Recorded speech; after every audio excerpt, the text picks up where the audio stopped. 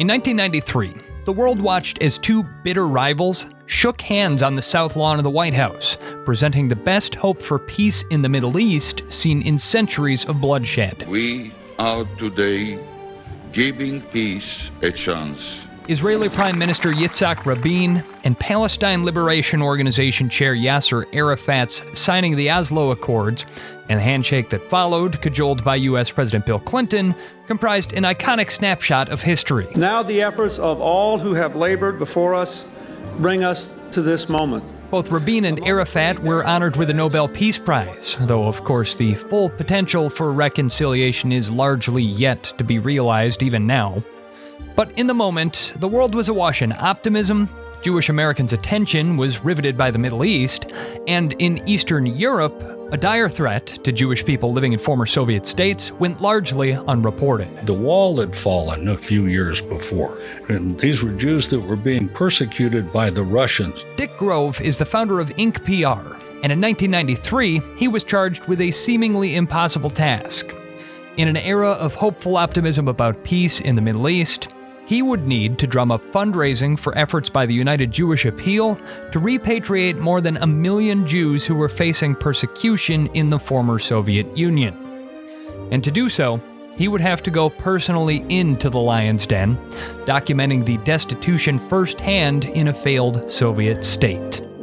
I'm Dusty Weiss from PodCamp Media. This is Lead Balloon, a podcast about high-stakes tales from the worlds of PR, marketing, and branding, told by the well-meaning communications professionals who lived them. Thanks for tuning in.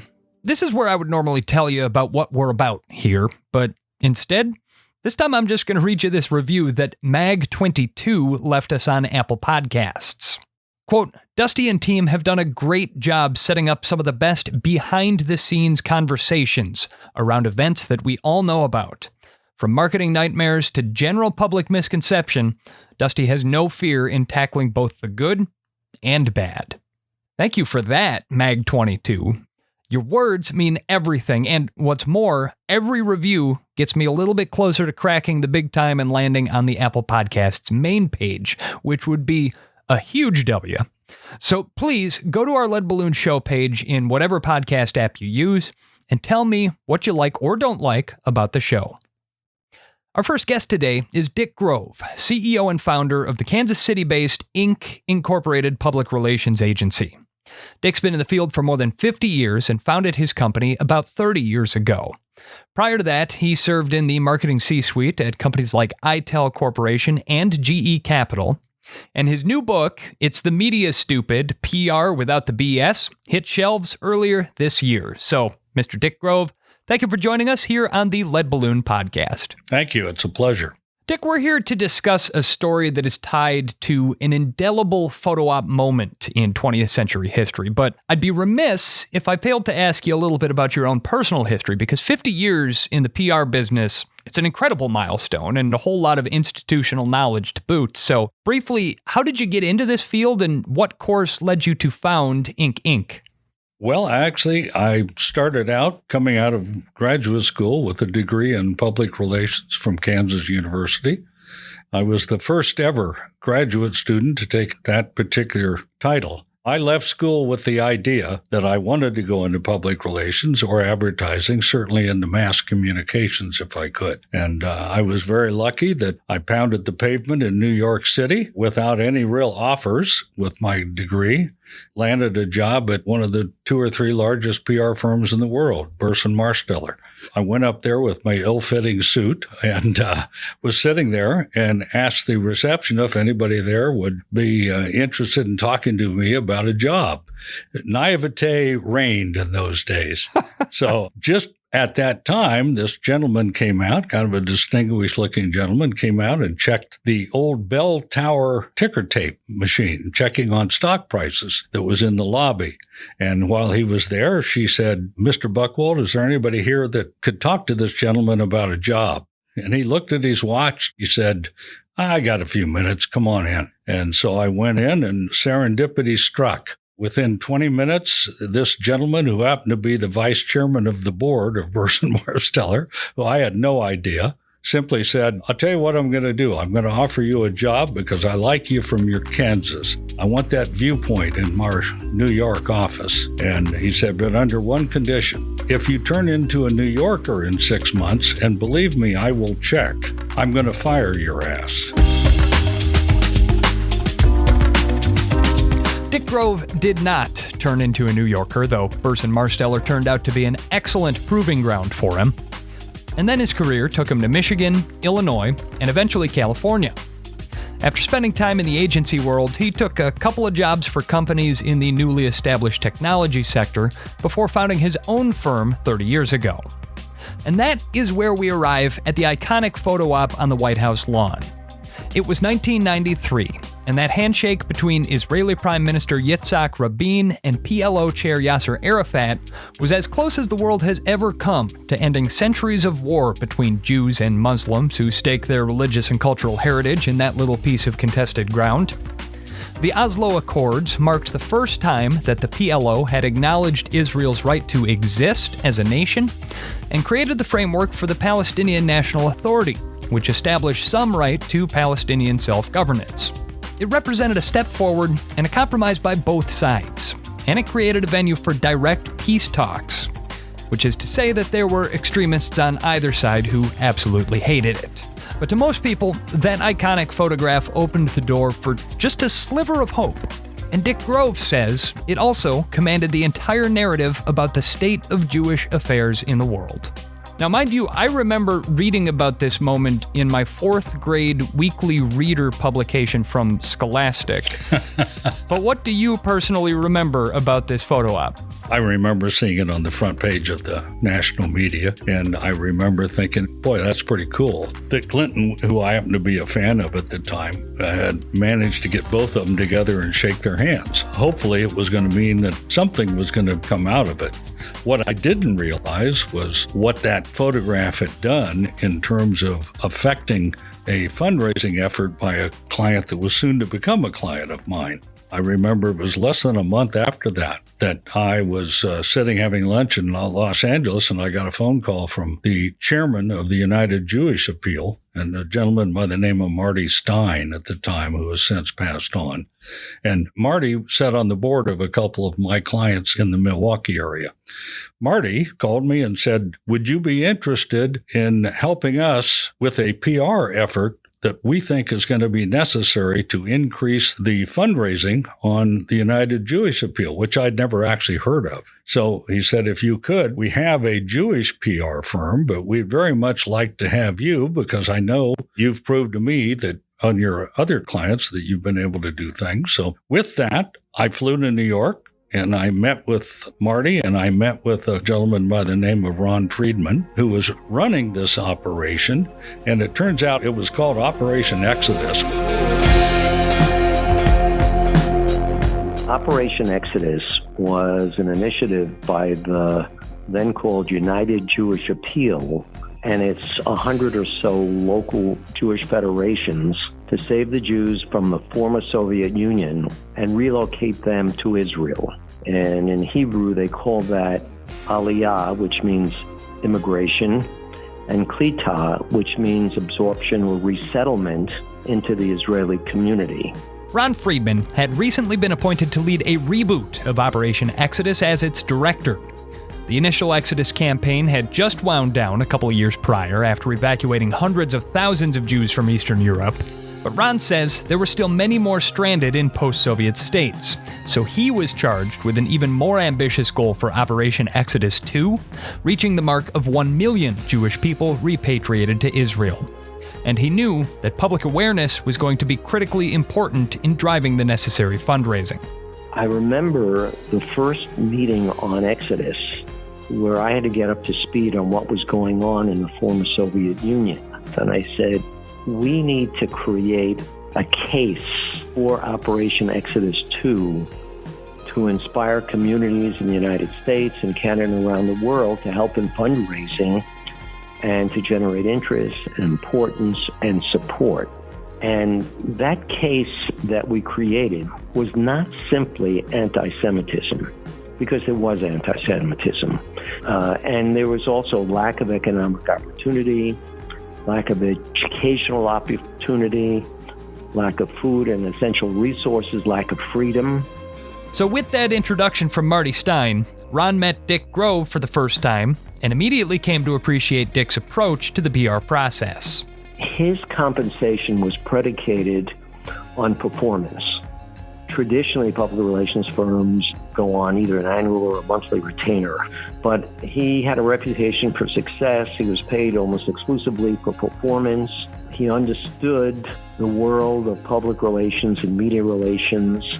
He was very articulate. And together, Ron, Dick, and the rest of the team started to work on a unique plan to overcome the inertia of the good vibes in the wake of that Rabin-Arafat handshake. Too many people out there that were expected to contribute money saw that photograph and thought, well, peace is broken out. You don't need my money after all. Everything's going to be fine. And the fundraising had dropped dramatically, I guess, from what they said. So they asked if we could help in that. And I said, of course, we're not a fundraising outfit. What we are is we're good at publicity. We're good at landing stories in the national media. And Marty said, that's exactly what we need in this case. So we talked about how best to do that. And what I suggested was they told me they were having various groups going over there.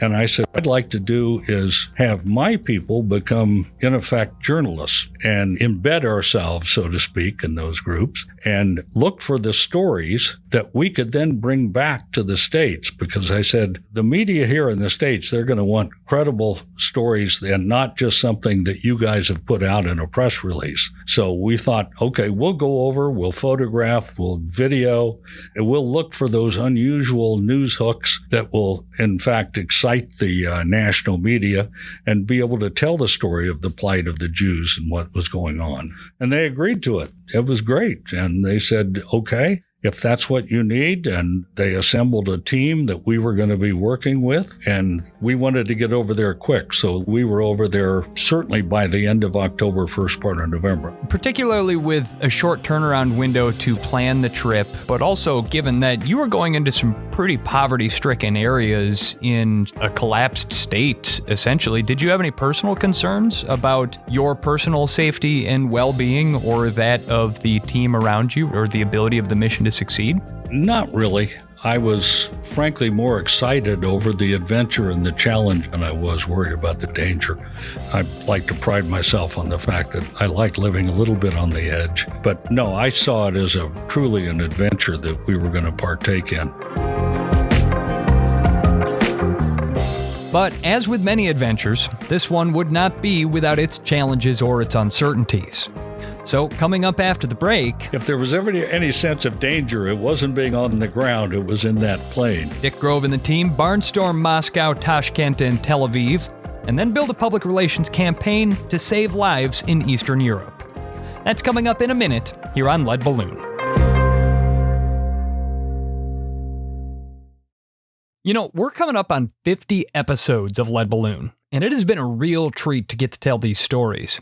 But podcasting could sometimes be a lot like yelling out into the void. If I don't get any feedback, I don't know if what I'm doing is working for you. Sure, we've won some awards, and I can see that our listenership has grown over the years. But I don't know what you find valuable about this show. I don't know if I should be doing longer or shorter episodes, more or fewer, fun topics, serious topics. And so, as we're winding down the 4th season of Lead Balloon, I'm looking ahead to next year, and it would be really valuable to me if you could take a quick survey to help me make the show better for you. 2 minutes of your time is all I'm asking. Visit podcampmedia.com/survey, and I'll drop a link to that in the episode description as well. That's podcampmedia.com/survey. And speed of milestones, hey, here at PodCamp Media, we recently published our 250th branded podcast episode on behalf of clients. If you want to learn more about launching a podcast for your brand, visit podcampmedia.com. Let's get a meeting on the calendar. This is Lead Balloon, and I'm Dusty Weiss. It was 1993, and in the power vacuum left by the fall of the Soviet Union, it was once again a dangerous time to be a Jewish person living in Eastern Europe. The United Jewish Appeal had a bold plan to help 1 million Jews emigrate from the post-Soviet states to the nation of Israel. But the world's attention was focused elsewhere, and fundraising needed a massive boost. So the UJA hired public relations agency founder Dick Grove and his team to travel to the other side of the world and document the dire need for help, starting in the belly of the beast itself, Moscow. I flew over by myself. The rest of the crew, and there was probably maybe 4 or 5 of us, we had one videographer with us who actually worked at one point in time for NFL Films. I thought that was interesting because he wore a jacket that said NFL Films on the back. He was one of the videographers we had with us, but mainly it was just 4 or 5 of us, and then we picked up freelancers along the way. We actually found a really good guy while we were in Moscow. There was nobody, obviously in Uzbekistan, so that's where we brought our own people. But the way it worked was we met up in Moscow. We spent about 3 or 4 days in Moscow. And at that time, we also interviewed Saransky, who was one of the lead dissidents from Russia.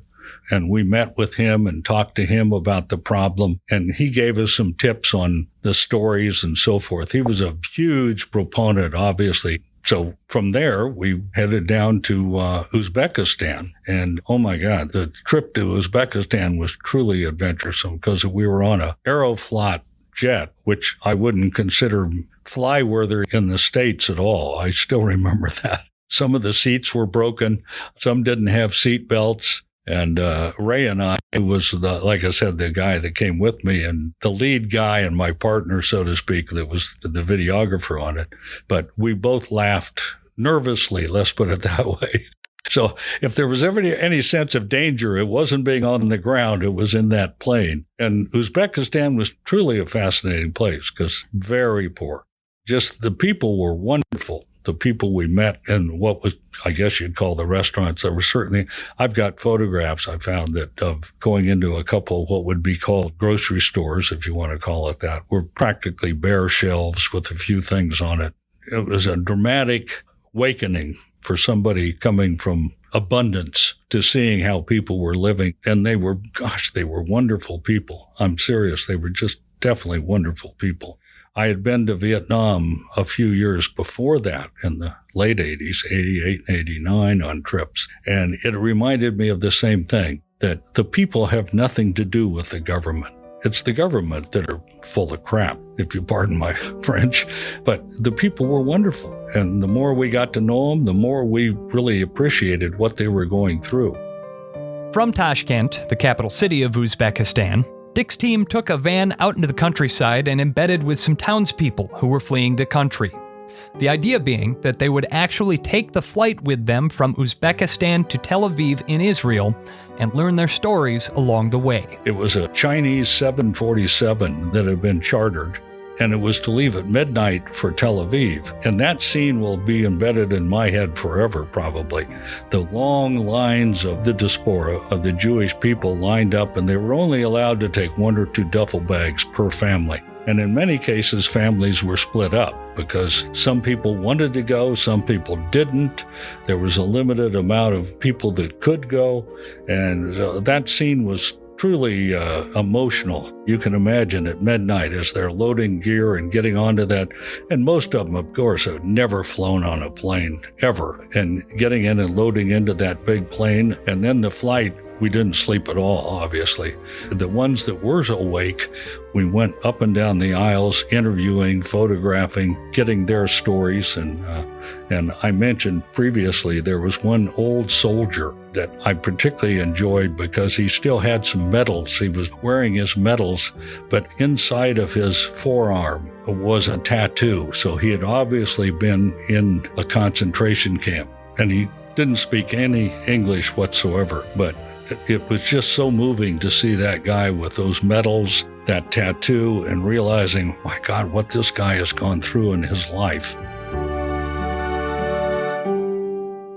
We arrived at, I don't know what it was, 6 or 7 in the morning, I'm not sure, dawn, and unloaded the plane with the people. And from there, we got a little sleep. But then we spent another week traveling around Israel, finding people that had already come and what they were doing now, and interviewed them and what their lives were like, and adjusting to living in Israel. And in that case, it was fascinating because some of those people we interviewed were quite well educated. But at that time, there were too many. They were coming in too fast. There was something like 200,000 of them brought in within a year. And there just weren't jobs. There weren't positions or anything. So many of them, you could find a doctor or a lawyer who was a street sweeper. That's all they could get. Many musicians, which we thought was fascinating. And in one town up in Haifa, they had organized an orchestra of Soviet diaspora that had come and were now playing in an orchestra. And we photographed that, and we did a piece on NBC on that performance. It was very moving. Ron Friedman, who was the director of Operation Exodus, calls the video footage that Dick Grove and Ray Fox sent back tremendous, and says that there are still moments that stick out in his memory even today. And that video showed, for example, a prominent opera singer in the former Soviet Union who initially, when he came to Israel, because he had to learn about society, had to work as a street cleaner. And then we followed him, and it turned out, he then went on to greater things in Israel. Nothing wrong with being a street cleaner, but he needed to do something while he was able to move forward. And that happened with engineers and scientists, and they actually changed, given their education and their professional skills, the face, if you will, of Israeli society. And they doubled, actually, the GDP, the gross domestic product of Israel, and they are now integrated into Israeli society. But even with hours of compelling footage and moving stories, Dick Grove knew that the job was only half done. Because having a worthy cause, that's a nonprofit's role. Making people care about that worthy cause, that is the role of the public relations maven. So they stowed their gear and flew back to the States, where the next phase in Operation Exodus's PR campaign could begin. I had just arrived in Kansas and had set up my headquarters. The way my company works and the way I set it up was kind of, at those days, revolutionary, because we were the pioneers of remote working. Nobody had heard of it back then. My idea was, let's find senior-level ex-media types that not only had the contacts, but more importantly, had the news instincts, who were tired of commuting from White Plains into Manhattan and from other places. And I said, look, you can work from home with me. Now, there was no internet then, understand, but we managed to make do with phones and fax machines, and we got it up and going that way. So those were the people I wanted out there, and that's what we did when we got back. We started crafting pitches to the national media and started moving quickly to get those done. Well, and it sounds like the national media saw that this was a worthy story and really grabbed it and ran with it. I mean, you got good coverage on this, right? We got very good coverage. And yeah, I'd like to think that it was certainly a newsworthy story. It was a good human interest story, and it was a timely story. All of the things which make the national media care. You never hit 1,000. You hit, if you're lucky, 350 batting average when you're going after stories with the media. But we were probably batting 400, I bet. This is a case study, I think, that could be utilized for future initiatives. Ron Friedman, the director of UJA's Operation Exodus, says the organization was indeed pleased with the results. They saw their stories on the news, and they took that polished fundraising video that Ray and Dick produced and showed it at fundraising events, and the giving increased. What we accomplished as a team is no doubt the most important and fulfilling accomplishment of my professional career across the private sector and the philanthropical sector. All tallied, Operation Exodus raised $1 billion and helped relocate 1 million Jewish people out of harm's way in the former Soviet Union. And Dick Grove says his clients at the United Jewish Appeal were blown away by the results of the publicity campaign. All I knew is they were pleased and a bit surprised at the amount of coverage. But again, I tell people all the time, what we do is not rocket science. We're not curing cancer, okay? We're convincing the media to run good stories that are newsworthy. And if you work hard and you come up with the right thing that a reporter's going to like, a producer's going to like, and something that's going to please their boss, which is very important when you pitch, you're going to have some success. And we knew that when we looked at it, when I first looked at the thing, saying, there's some great human interest stories just from the tales they had told me when I first met with them. I said, but, what we got to do is we got to get in front of the media. We've got to show them real footage. We've got to show them real stories reported firsthand. And people saw there was a real need. So open up your pocketbook and help these folks get out of that terrible situation. Many people will go, in fact, I'd say most people will go their entire careers without undergoing a professional experience like that. So as you look back at it now, all these years later, and look at the trajectory that your career has taken in the time since then, what would you say are some of the lessons that you took away from this experience? Well, first of all, to appreciate what you've got, okay? You don't spend time in the underdeveloped kind of countries without having appreciative of what you have back here. And I know that sounds funny, but all you have to do is when you come back, walk into a supermarket in Kansas City or Walnut Creek, California, you pick it, and just look at the options you have. And we're talking about people that what their whole day is consumed is surviving until the next day. That's a whole different kind of attitude. So what did I learn from this? I had already picked a bit of that up from being some of the other places I'd been, but seeing those people board that plane with all of what they could own in a duffel bag and going to a completely foreign country and having to start over, you just can imagine. And so even today, you can't help but look at the refugees from Ukraine and other countries. And of course, Ukraine particularly because the Russians are such asses.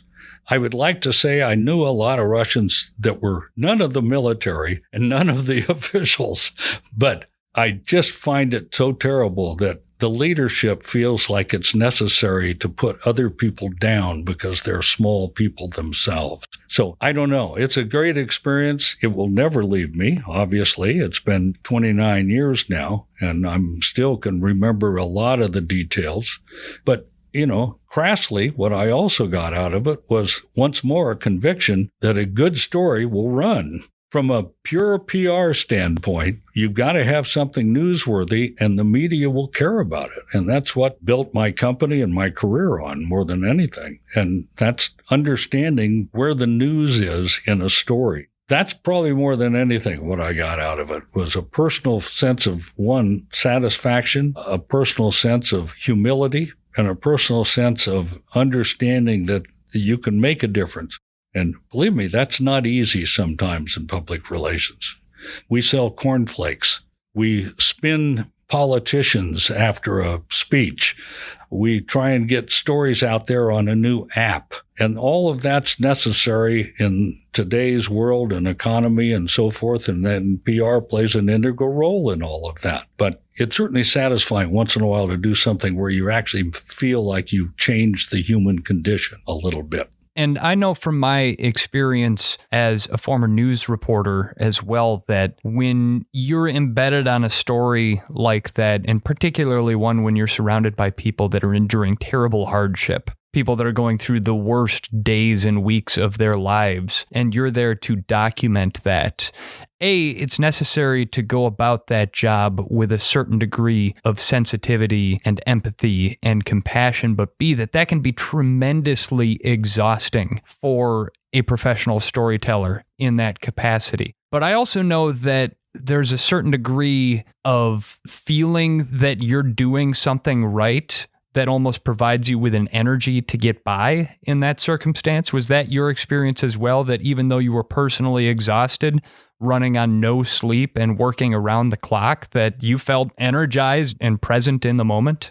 Oh, yeah. I still remember being dead tired, okay? And I can remember leaning against a post now and then or catching a quick nap on a bench in between shoots or something. But yeah, you do feel energized, obviously, because one, you have a job to do, and that sounds so kind of phony. But you also know that it's all going to come to an end, and you get to go home. Lastly, this story is among the tales that you chronicle in your book. It's the media stupid, PR without the BS, which Great title, top notch. It was published earlier this year, and if someone wants to learn more about you and or pick up that book, what else can they expect to find in there, Dick? Well, one, it's 50 years of anecdotes, so to speak, of various companies that I've worked with. What the book really is it's kind of a how-to manual on how to discover what the news hook is in order to get the media to care.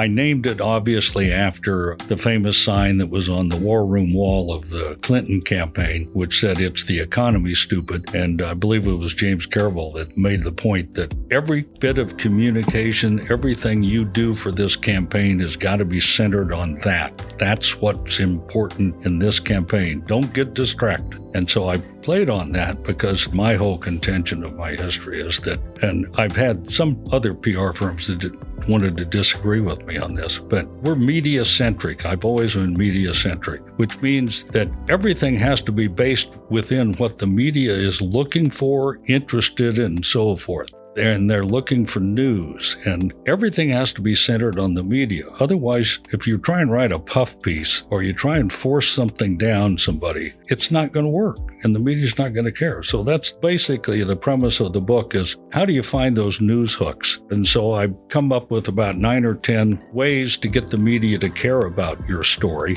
And I tell anecdotes of clients and companies that I've worked with and so on along those 50 years to hopefully prove my point. I've tried to do it with a little bit of humor, because one of the things I always say in this business is that you got to have a sense of humor. You got to have a sense of humor to live, let alone work in PR. In this business, it's the only way to stay sane. I remember years ago hearing, and I don't know, it was attributed to probably Spencer Tracy, who probably you don't even know, but he told a young actor one time, "How can I be successful?" And he said, "Take your job very seriously, but never yourself."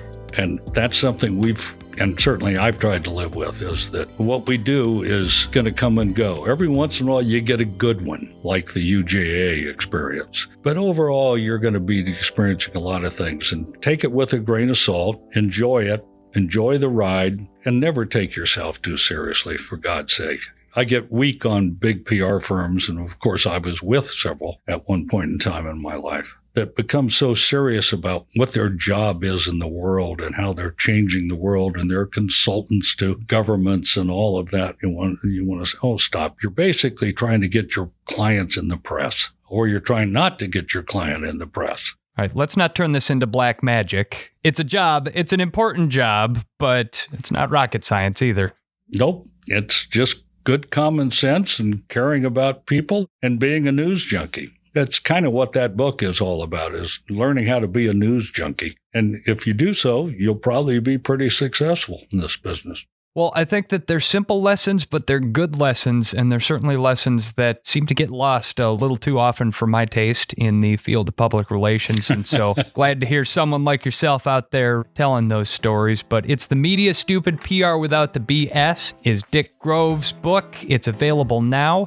Dick Grove, the CEO and founder of Inc. Public Relations Agency. Thank you for joining us on the Lead Balloon Podcast.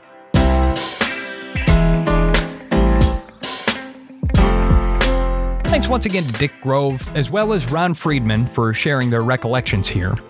We're also sending our best out to Ray Fox on the East Coast.